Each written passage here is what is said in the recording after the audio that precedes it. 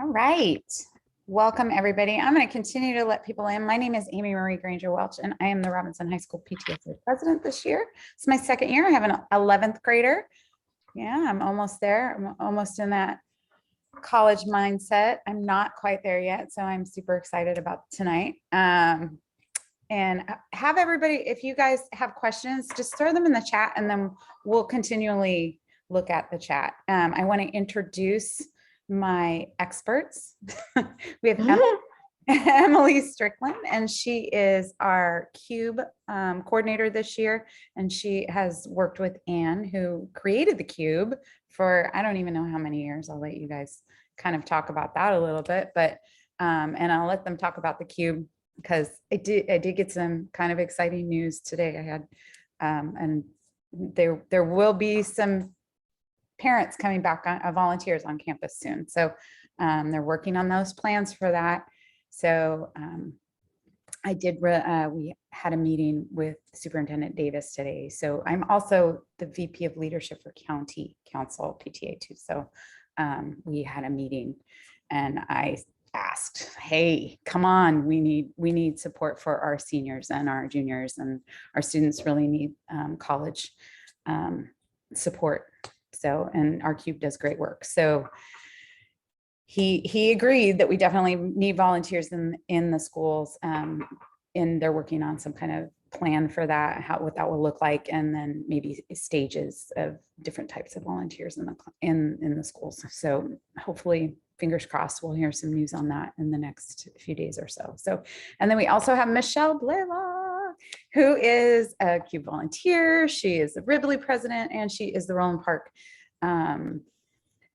K-8, right? You're K-8 Yep. PTSA president and my partner in crime. So don't tell anyone. We do lots of good things together. So lots of good collaborations.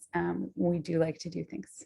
We all like to work together. So with that said, I will get out of the way and let the experts get in the way. And who is first? Emily, are you up?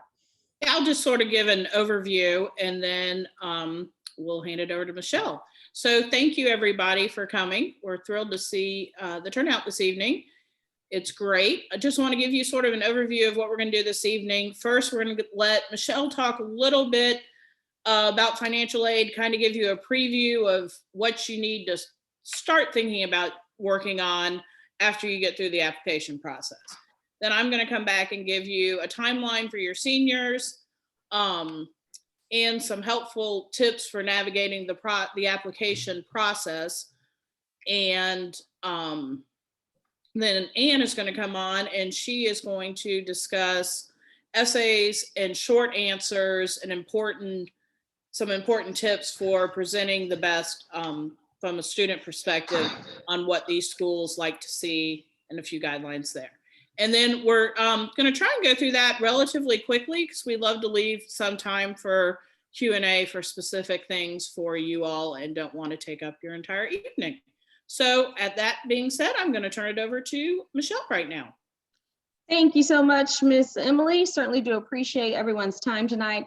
I like to hilariously refer to myself as Find Money Michelle, because we are all about helping you find scholarships and financial aid. The thing that we would love for people to understand is, yes, you may have to get loans, but that should be your last choice, because there are a lot of options out there that you can look into and take advantage of. You may notice behind me, it says FAFSA. That is the first step for you to take in regards to being able to get any type of scholarship or financial aid. FAFSA opens October 1st, but you don't have to do it alone. We actually have what's called a FAFSA night at Robinson High School. It is scheduled for October 12th, tentatively in person. So you know how things change, but we are going to have FAFSA night October 12th. Now you may be wondering, well, what the heck is that? Well, you bring your computer. That's the most important thing. Bring your computer, bring your kid, bring yourself, and we actually help walk you through filling out the FAFSA. You'll want to come with your FSA ID already set up.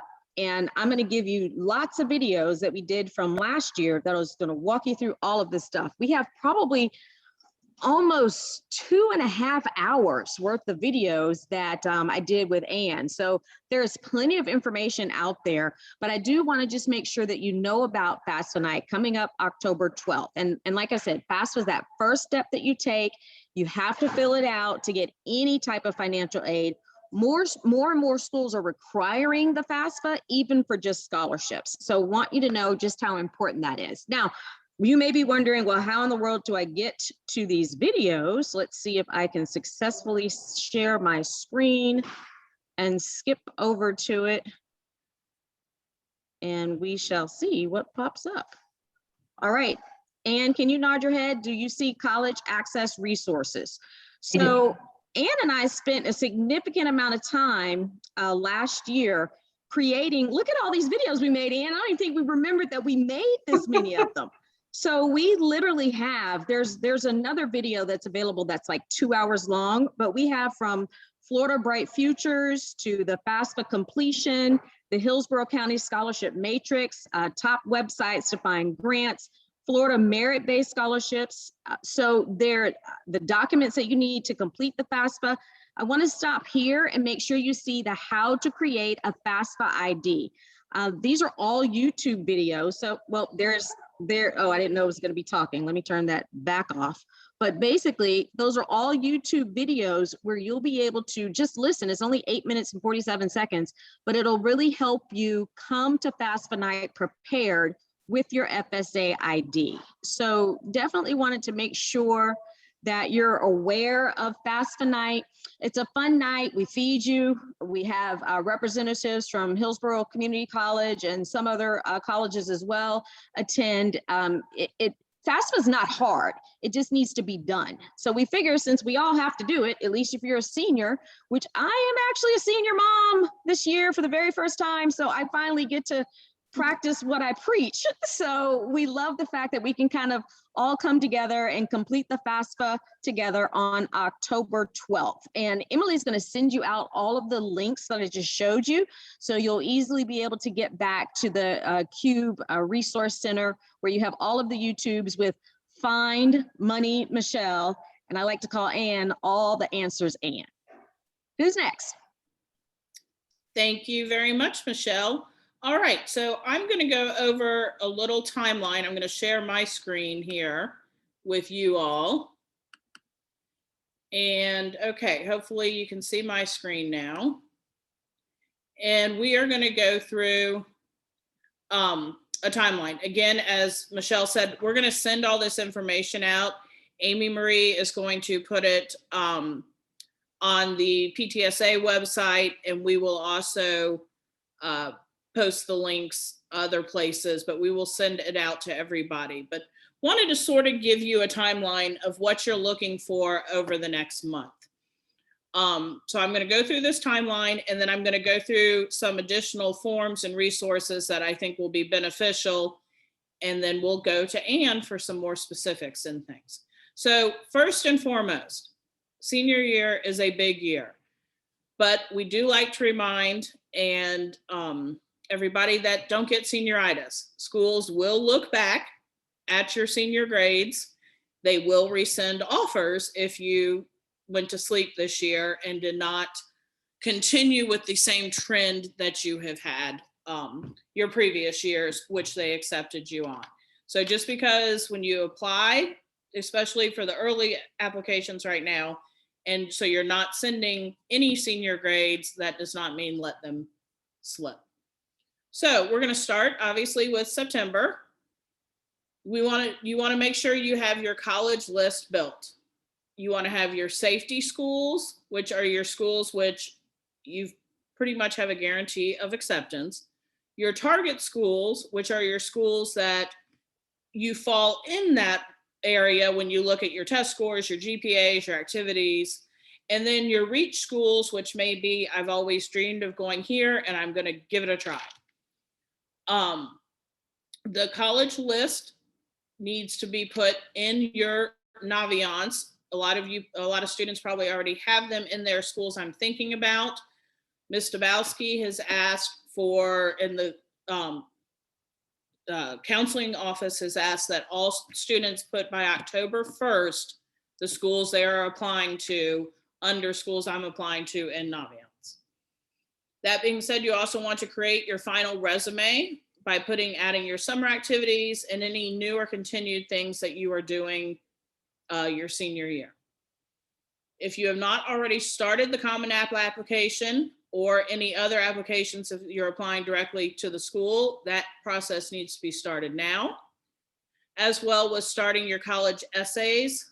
The Common App prompts are available on the Common App application. Then one last thing too, determine if you need to take the SAT or the ACT again, whether it's because you're right there to get the Bright Future Scholarship, or you want an extra 30 points to pop you over, to the next level. You want to pick a date and register for that. And I have those dates, which we'll give you as well. Then another thing that the counseling office has asked, to make sure your Naviance and Common applications are linked. And I will give you a handout on how to do that. It is also in your book. Everybody should have this green book that they got last year. Lots and lots of this stuff is in here with directions on how to do it. But you need these links to make sure that when the school uploads your transcripts, they upload recommendations. If the two accounts are not linked, there'll be a stall. Another very important thing is ask for letters of recommendations from your teachers and counselors. Strongly encourage everyone to have your student go speak face-to-face with a teacher or counselor before they just send a request in Naviance. The politer they are, the more courteous they are, obviously, the nicer recommendation they're going to get. And make sure you give teachers minimum of 2 weeks to complete. I've literally seen students on October 31st asking for recommendations for a November 1st deadline. It's not going to be a good recommendation. Teachers will either tell you no, or it's just they can't write a nice recommendation. That being said, you're not the only student applying to college. So then you want to figure out your application dates, whether it's early decision, early action, like FSU, UF, or November 1st. Let's start a calendar with these dates. So as you can see, September is really the biggest month for getting a lot of this stuff done. And a lot of people think, oh, I have plenty of time, I'm not applying until January. It really comes up quick, and getting this stuff done in September is important. Then October becomes more about the FAFSA. The CSS profile is another financial aid profile. Not all schools require it, and it will go into more detail with that as we get into financial aid. You want to double check your Naviance at the beginning of October and make sure your school list is accurate at the schools you're applying to. Keep working on your applications. You also, same time, you want to do the Florida. While you do the FAFSA, you'll do the Florida process, and they will come in and help the students in the classrooms with this as well. But this is needed for Bright Futures. And you want to check on your recommendation letters. In Naviance, you can see if a teacher or a counselor has filled them out and submitted them. There'll be a box by the request, so you can check and make sure they're in there. Sometimes you may need to give a teacher a little nudge. And finish your applications early. It doesn't hurt to submit early, especially if a school is on a rolling application process. An early submission can really help you with a better chance of getting in, and it definitely helps with aid money because schools will run out of money. They give it, most schools will start giving it away at the end of the year, beginning of the, January, and when they run out, they run out. So November is going again, checking your deadlines, checking that the schools that you applied for by November 1st, make sure they have all your information. When you apply to a school through the Common application, you will then get a generated email from that specific school, which will have login information, and you can go and check and make sure they have your test scores in, they have your recommendations. There will be an individual checklist.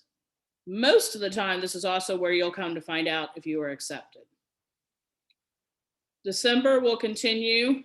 Same thing for people that are applying for later applications, to keep checking on those things. January to May, we're going to submit the applications by the deadline still. Check your applications. Again, maintain your grades. Senioritis is a thing. And admission letters will be arriving. Some do it by mail. Most do it online now.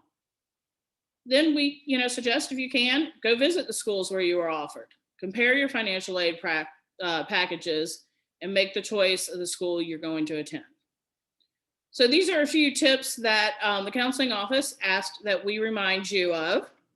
Again, use the handbook you were given last year. It has dates, places to go for information, and helpful hints.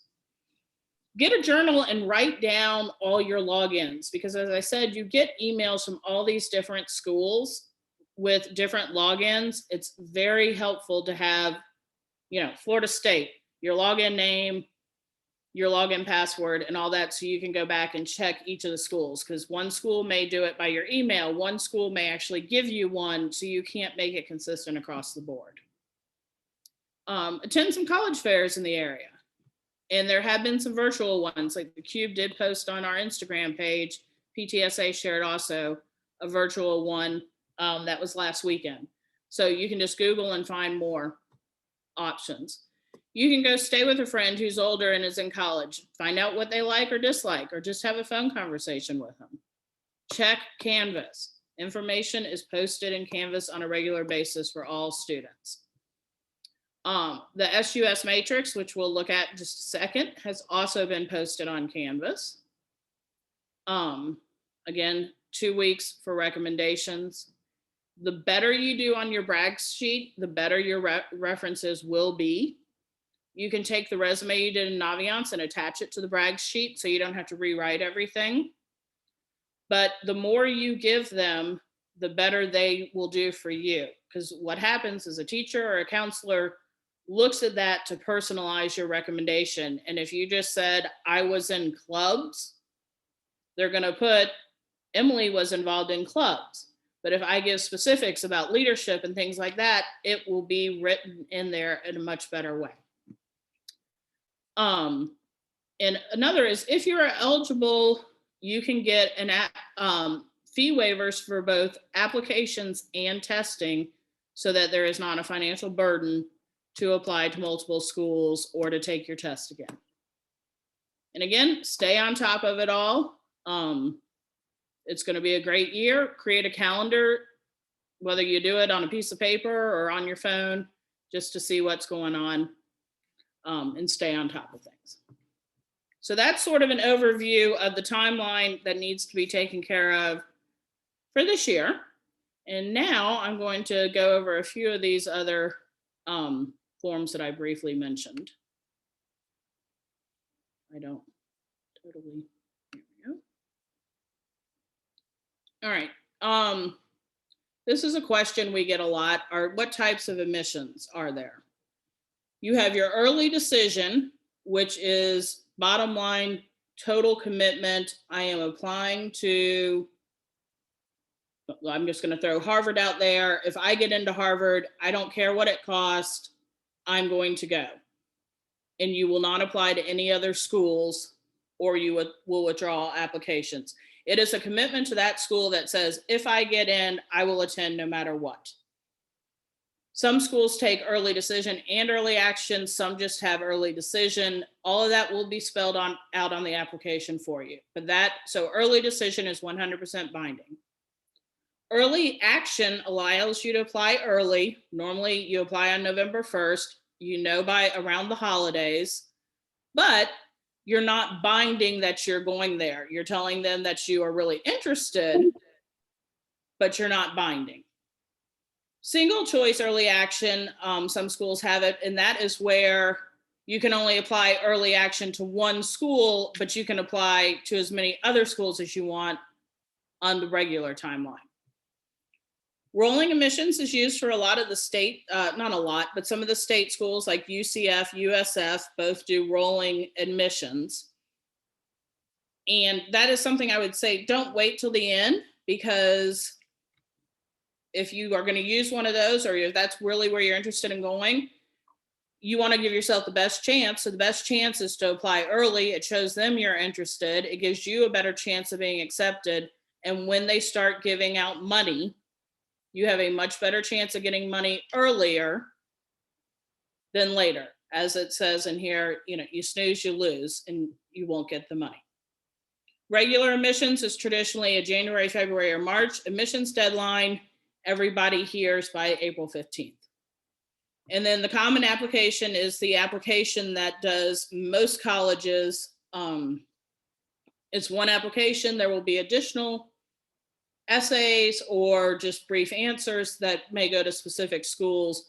But the Common App is really a nice way to have it all under one page. You can choose your schools, but again, make sure you link it with your Naviance. All right. Next thing, and this I'm just showing you, as I said, we'll put it out there so you can have it. But when we have students normally that come into the Cube, this is what we give them as a to-do list. When we sort of see where they are in the application process and pick a few things and stick them up at top for them to work on. But I wanted to give it to everybody because it does have the SAT dates and the ACT dates with the deadlines for applying. After COVID, they seem to have reduced the number of times you can take the test. So you really want to pay attention to this. And if you do decide, or your student does, that they want to take it another time, go on to either website and get signed up as quickly as possible. And then there's some more just general information, applying to college information, a little more of a vague calendar, and some of the financial aid websites. So just wanted to have this for you all so it's easy and you can see the information. Next, if you attended last year, we did a step-by-step user's guide in Naviance, or we did a training in Naviance. But this is a user's guide, which will go through. So if you have any questions about linking your application, it is available on how to do so in this user guide. So that is currently on the website, but we'll make sure it is reposted for everybody again. And when Ann talks in a minute, I'm going to drop some of these things in the chat box too, so you can pull them out of there. Then I want to talk a little bit about the SUS matrix, which is the state university system. And this is the matrix that shows, let's see if I can make this bigger for everybody a little bit. This shows all the schools in the Florida state system. And it just gives you, they just came out with this last week, I believe. And what it does is it gives you an overview sort of where you fall with a school, or your student does. So like we can take FSU, it's showing you the average GPA, it's a weighted GPA. And I also, all these Florida state schools weigh their GPAs in their own pattern. So if you look at your child's Hillsborough County GPA and it says they have a 5.8, that is not the same 5.8 that you're going to see here. All the schools have their own weight system, so they plug in your the grades, or actually you do it yourself on the self-reporting, then they put it in and create the GPA for you. So anyway, this is an abbreviated version of the SUS, which is has a lot more information. But so this shows you the GPA, the SAT scores, the ACT scores, the percentage of students that were admitted, if you need a recommendation, how you can apply onto the essays, and then the deadlines. So it tells you that, and if there is a priority deadline, in reality, that's where you need to get, especially to Florida and Florida State, you've got to get your application in by the November 1st deadline. It says priority, but it is pretty much, they take everybody from there. And then it goes on to give you the other deadlines and when they will notify students. So this is a great matrix to be able to look at and sort of see where you fall in line on things. And so a student can understand, what their odds are and things like that with different schools. Okay, I think that is everything I was going to share with you all. I know I've thrown a ton of information to you right now, but I'm going to pass it over to Ann. Please put as I said, any comments in the chat box, and then we will open it to Q&A after Ann talks for a few minutes. Thanks so much. Thank you, Emily. Okay, so my job was to talk about sort of two parts of this process. The first is a little bit about what it is that colleges are looking for.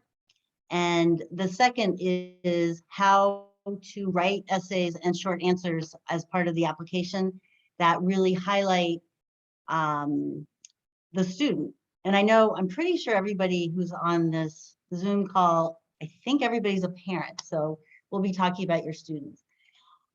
So to begin with, what colleges are looking for. And let me just real quick explain, I am the grandma of the CUBE at this point.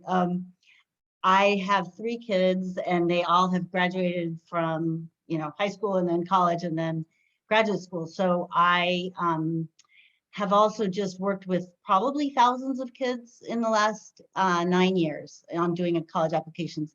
But even with all of that, and I've been doing that as a volunteer, I still do not have a complete grasp on everything there is to learn. So just keep that in mind, that you can always look things up, and there is just a vast amount of information out there. And the reason we started the CUBE was we wanted to help kind of narrow.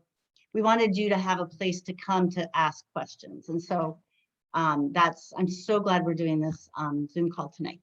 Okay, so what colleges are looking for? So there is a really interesting survey that was done of admissions counselors across the United States.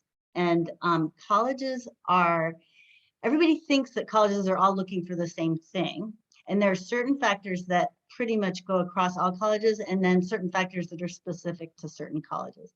The ones that they all weigh very heavily are grades in college prep classes. So the kids who are taking all the academic classes and who they're looking for rigor in their classes. So if there are lots of math classes to be taken, and the child goes and takes it as far as they can, that makes them a stronger candidate. And Robinson has great curriculum. So they're looking for grades in college prep classes as their #1 criteria. And their second is grades in all their classes, including all their electives. And so after grades comes SAT and ACT scores, which of course during COVID, many schools, hundreds and hundreds of schools waived SAT and ACT. They allow students to submit them. Most colleges allow students to submit them, but they're not required by a lot of colleges for this year and last year. And then of course, we're not sure going forward how that's going to be. The next factor after grades and then SAT and ACT is the essay or writing sample. And I'll tell you in a minute what they're looking for in that essay or writing sample. The next is counselor recommendation. So most colleges, not most, some colleges have the counselors write recommendations for the students. So that's what Emily was talking about earlier, is that brag sheet where we can't expect our counselors to know the students all individually, because their ratio is about 1 to 400 or 1 to 500 kids on their caseload. So it is really important for the student to make the effort to kind of define who they are, what they have done, not just grades and scores, but how have they contributed to their communities and how they've contributed to the school community. So the counselor can write a good letter of recommendation. And then after that is their teacher recommendation. And not all schools require that. And you'll see on the on that SUS matrix, they define which of those schools ask for recommendations, and actually it's less than half. And then there is something called students demonstrated interest. That doesn't apply to the state universities here in Florida, but it's really talking a lot more about the private colleges. They want students to have gotten on their websites, to have gone to college fairs and talked to the representative. They want phone calls from these students to show that they want to go to the schools. And certain schools are really sensitive to that. So like Tulane and University of Miami, there's a lot of schools that pay attention, keep track of how many signs there are that the student's interested in going to that school. And then there's a whole bunch of other things, but I don't want to go too much, but obviously activities, and that's part of the application process, is students have to write in on the Common App up to 10 activities that they have been involved in, and hopefully showing some leadership. So that's a really important one. And some schools, the most selective schools, often require an interview. And in the last few years, those have been obviously remote interviews. So the Ivy Leagues mostly require interviews, but not all of them. Okay, so that's what schools are looking for in the factors that kind of go across all the universities. But certain universities they're not looking at all students the same way, because some students are athletes, some students are orchestra players, some students are debaters, and they're trying to fill slots that they know maybe they're trying to build up their philosophy department, and the student indicates that they're interested in studying philosophy. So that student's going to have a higher chance of getting into that university. But that's actually something you will never, ever know. So that's why two kids from the same school with the same credentials, maybe even the same kind of activities, why one might get in and the other one doesn't, is there's all these factors that have to do with exactly what majors the school is trying to bolster and which majors they're trying to play down. And I think as a rule, we're looking at STEM as one of those super attractive majors. One of those, bazillion part, all the different STEM majors. That is something I know in the state of Florida in particular. They're really trying to bolster their universities. Okay, so that's what schools are looking for. So it's hard for me to know how much people know about the process of application, but for schools, there's usually one institutional application, and then sometimes schools have kids fill out the Common App. It's called the Common Application. Over 900 schools use the Common App. Lots of the Florida schools use the Common App. And that is where I think I can share my screen. I'm not totally sure, but I'm going to see if I can, because I want to show you the Common App prompts. Okay, let's see. There we go. Okay, tell me if you can see. I don't know how somebody can tell me. Can people see? Can somebody unmute? Yes. You can see it. Okay. All right. So these are the Common App prompts, and there's 7 of them. And they're basically just questions that allow for self-reflection. Some of you have already looked at these. Some of you have already helped your students with them.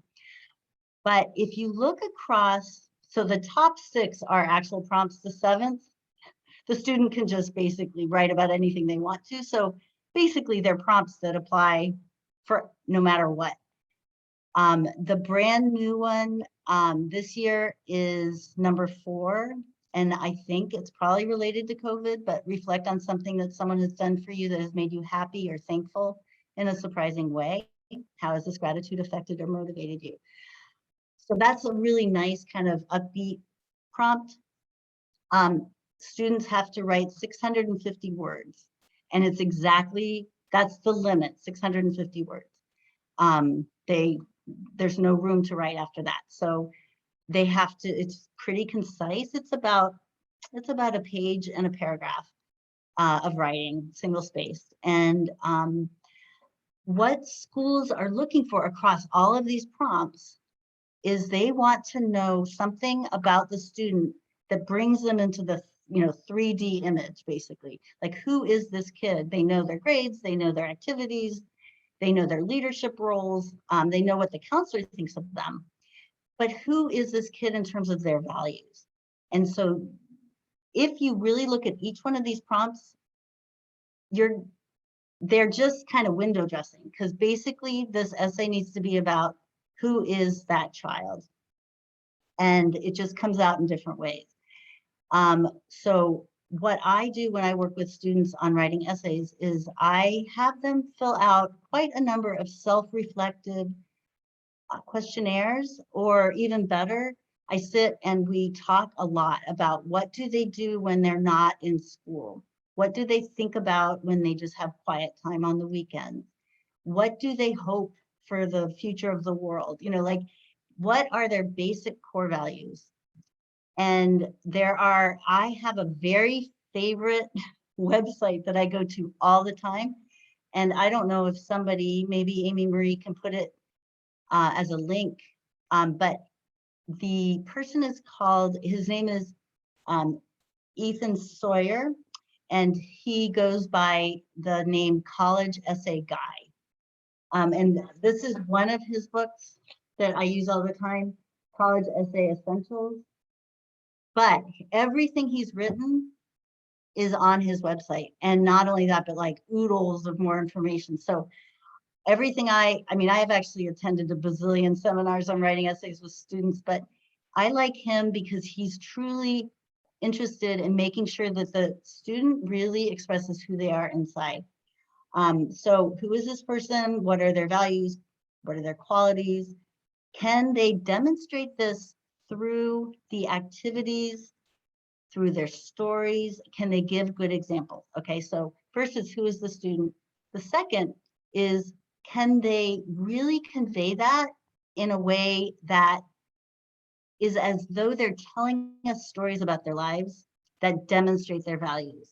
So instead of saying, I'm a nice person and I work very hard, I'm like, I take school very seriously and one day I would like to be a doctor.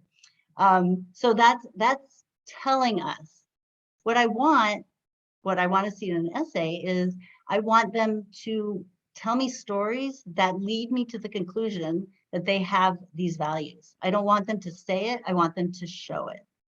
So it's complicated, but it is something that the College Essay Guy really goes into depth, and I recommend his website. So that's one purpose of the essay, is who is this student? The second is, will this student contribute something meaningful to the campus? So that should be conveyed through the stories they tell. And then the third is the most basic, and that is, can the student write? And by that, can they tell a good story? Can they keep the narrative concise and on target?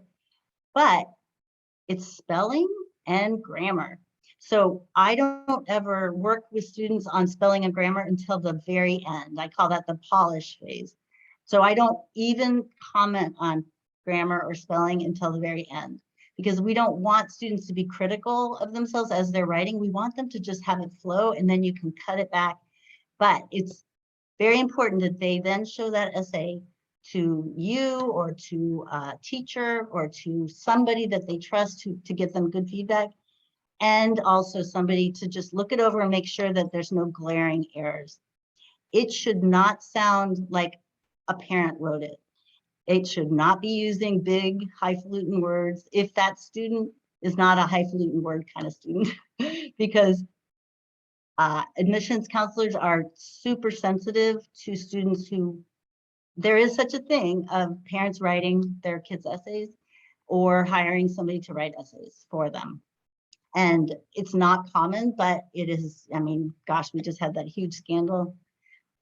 It does happen. And so they're very aware of that. So if it doesn't sound like this, like let's say the student is a computer science kid, hates writing, you know, that kind of comes through in the counselor recommendation.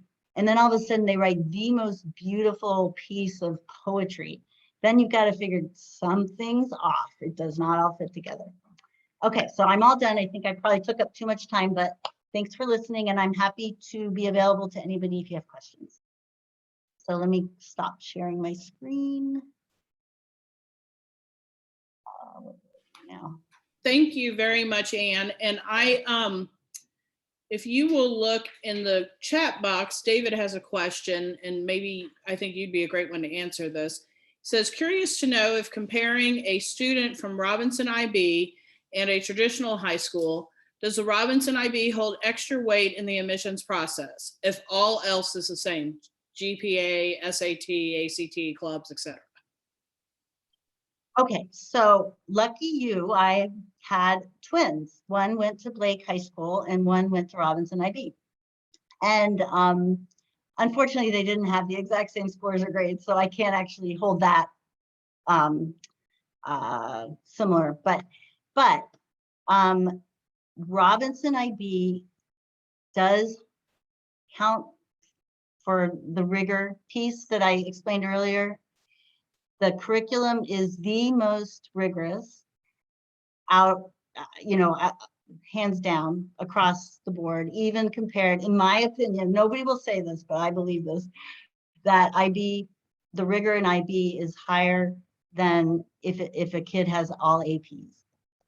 But that's because I think of IB as being so integrated, and that, kids have to be able to write. You can get through APs without really having to write a whole heck of a lot. And IB, they learn to write. And students like my two who went to IB, they still feel so happy that and angry at the same time that they had to write so much, but they really recognize that their ability to write when they got to college was superior to most of the kids that they went to college with. So I think admissions counselors know that. So I hope that answered your question. Okay, and I'll give you this next one also.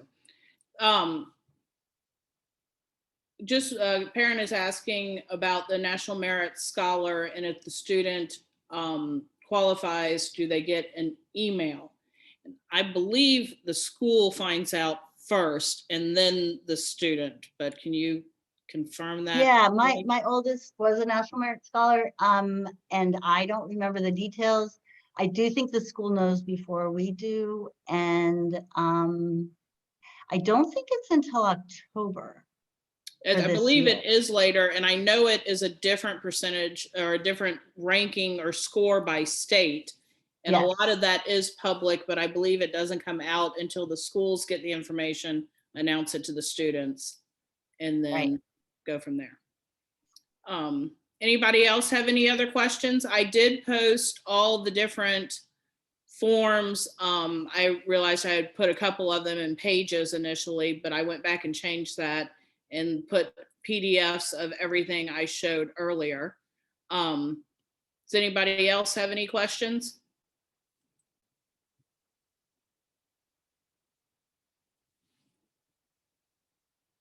Wow, seems like it was easy. Well, we appreciate you all attending. I have a quick question. Oh, sure, go for it. I logged on late, but are you guys seeing kids in this cube yet, or we're not allowed on campus yet? We, Amy Marie had a meeting today with the superintendent and expressed the importance of it. And hopefully there is a plan to at least get CUBE volunteers on campus so that we can start meeting with seniors. Okay, got it. Thank you.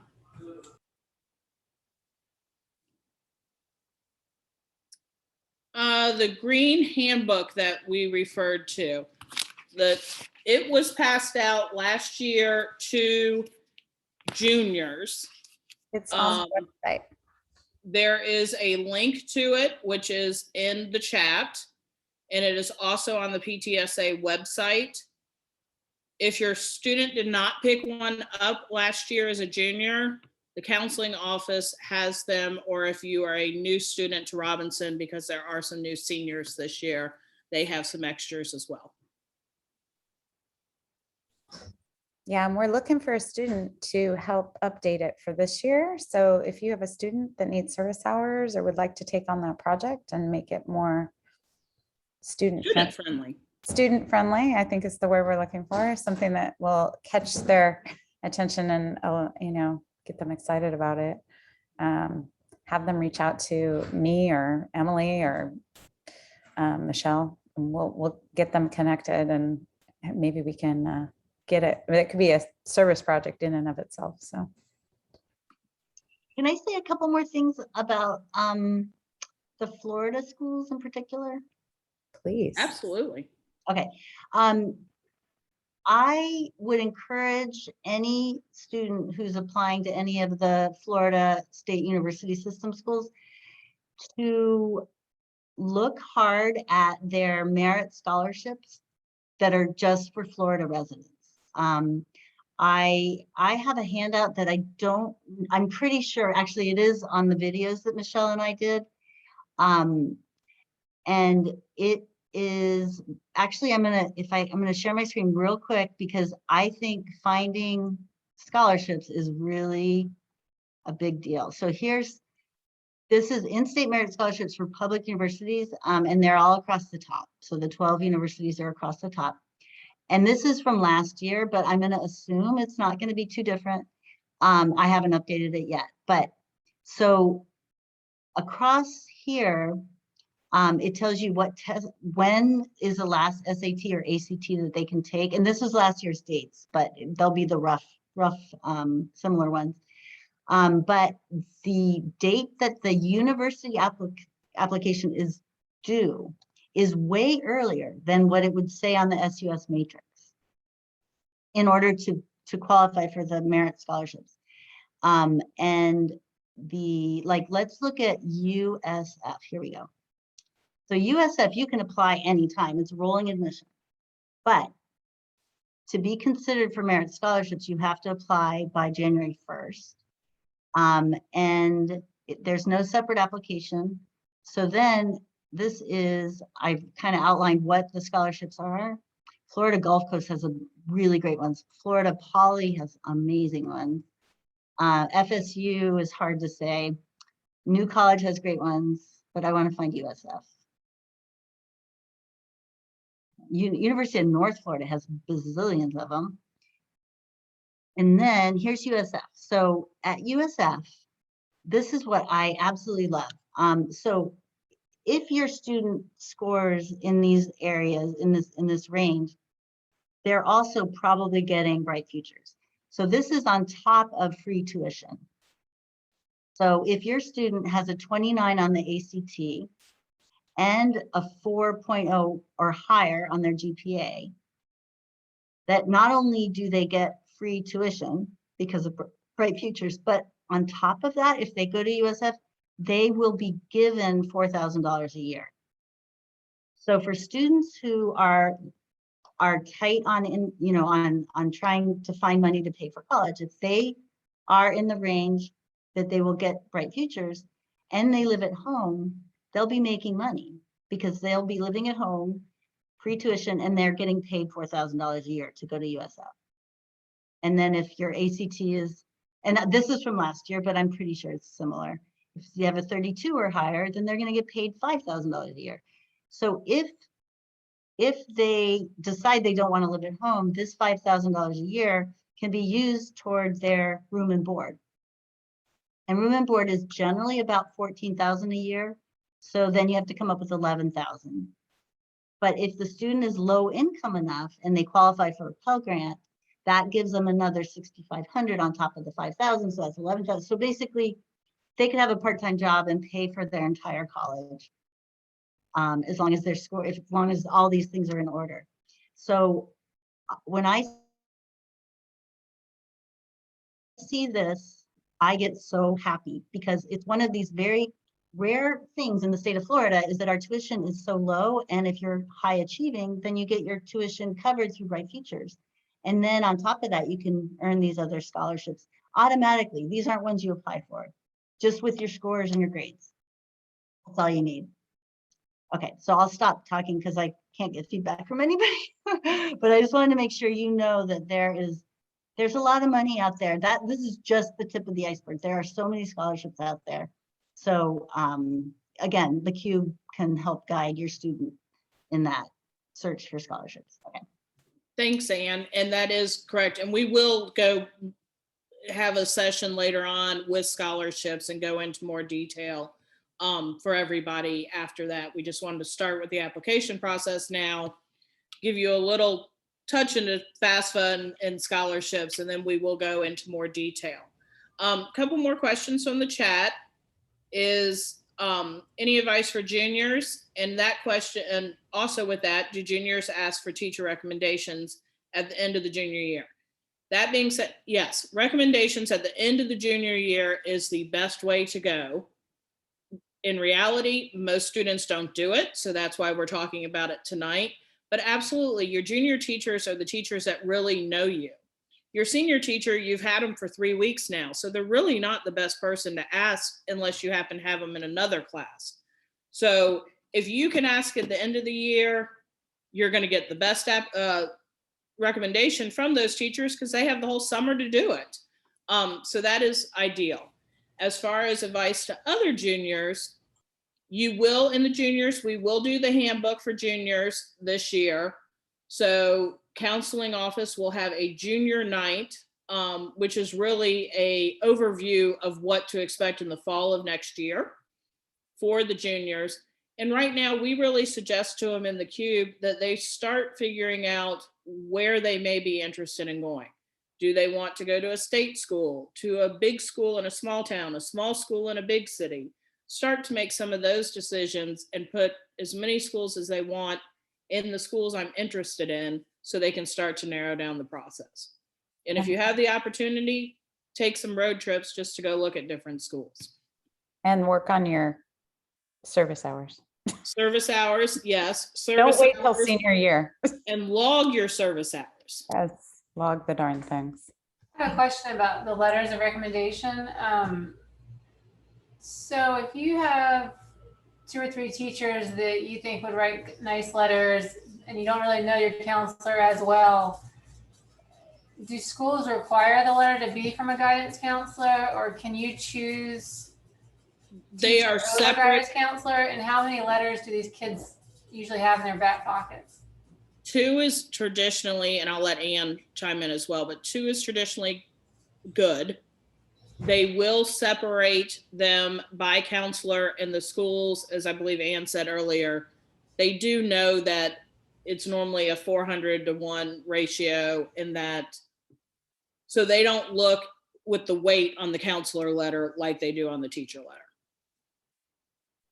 Yeah, I think that the counselor letter often is to make sure there's no like terrible discipline problems, that not that the counselor is necessarily going to say it straight out, but I think that's to kind of rule out stuff that they don't want, but they don't really expect the counselor to know the student that well in huge public schools like Robinson. In private schools, like we've got a lot of private schools here in Tampa, though the quality of those counselor recommendations is definitely deeper, they know the kids better, but every kid is assessed sort of from the pool that they come from. So we're not being compared to those kids. I mean, of course we are, but it's sort of, they understand the differences. So yeah, so some schools require counselor letters, but no teacher recommendations. But any school that requires teacher recommendations is probably going to require a counselor recommendation too. Emily, I had a quick something I wanted to say in regards to the recommendation letters. Because what I found, because when I was this is Michelle, by the way, I'm in my car now. What I found last year, I was panicking at the end of the junior year, and I'm like, you need your recommendations, you need your reference letters, you need to do all this stuff right now. You can't for some of it because the teachers and counselors, they're not going to give you the recommendation. You actually have to know where it has to be sent to, and they have to send it. So in some circumstances, yeah, you can definitely get it and make sure the teacher knows, and maybe the teacher can start working on it. But the kid can't actually, for some schools and some scholarships, they can't actually send it until they are in the application process. So That is what correct. I like to say for Naviance will hold it. So got it. if they ask a teacher at the end of their junior year to do it, the teacher will upload it in Naviance, and the student never sees that letter. Unless the teacher gives them a copy of it after the fact or something. But they can, if they ask a teacher to do it through Naviance, they can upload it into Naviance, and then it will be held and then attached to any application going forward. Okay. The other thing too for the junior year, make sure you get your brag sheet done, and you'll receive the brag sheet. The parents actually have a brag sheet where the parents fill stuff out. So that's like the super main thing to do before the end of your junior year. Unfortunately, for some IB kids, they will have the same teacher their junior year and their senior year in certain IB classes.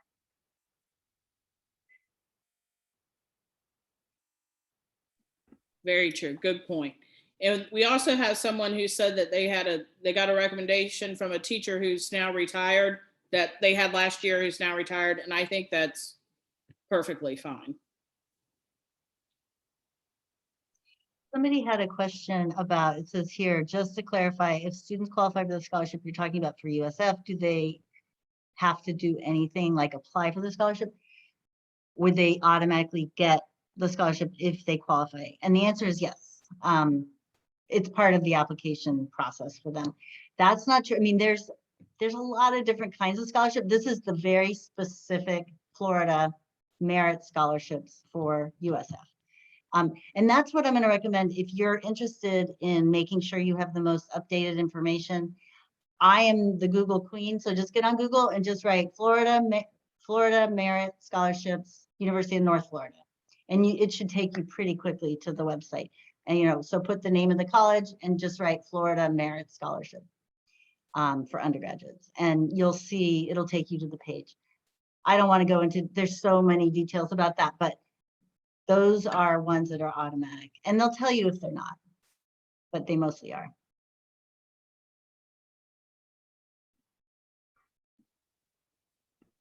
Anybody else have a question?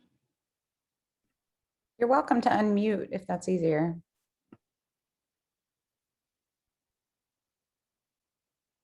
Should she be in a panic that my senior has not done a brag sheet? No. But they can still do it. I know that Marshawn was trying to make sure that kids knew they needed the brag sheets, and they're up in student services, and then there's one uploaded here. There is a brag sheet in the chat, so you can print it out and hand it to them. It's not a parent brag sheet. It's the student brag sheet. So the student will fill out all of their various accomplishments and clubs and different things about themselves, so that when the counselor sits down to write a recommendation, they have a little more meat to work with, because sometimes they don't know all of the different things that a student does, especially like off campus, but there's so many kids that are involved in other clubs and leadership and different things that counselors would never even know about. So that's what the brag sheet is for. So let me also say, this is on the SUS matrix that we just saw that Emily showed us. If your child is applying just in Florida, the public universities, they have a column that tells you how many letters of recommendation or whether they require them at all. So if your child is applying to, the only ones that require are, hold on, strongly encouraged at Florida Poly, which is for computer science and engineering. FIU only for a scholarship application, optional at FAU, and the only one that requires them, believe it or not, hold on, I thought New College used to. New College optional. Yeah, the only one that requires a letter of recommendation from counselor or teacher at all, out of all the 12 public schools, is FAMU. So Florida A&M, which is the HBCU, the historically Black college and university up in Tallahassee, right next to FSU. So FAMU requires 2 letters, and none of the other ones require a letter of recommendation from counselors or teachers. So if your child is going to go to one of the big state public universities, you're pretty much off the hook unless they're applying to FAMU. That's good to hear. Any other questions? We're gonna do more, deep dives into other like scholarships and different things like Emily was saying. So if anybody has specific things they want to know about that we can do a training on, or an info session on, let us know. Like, we don't know what we don't know.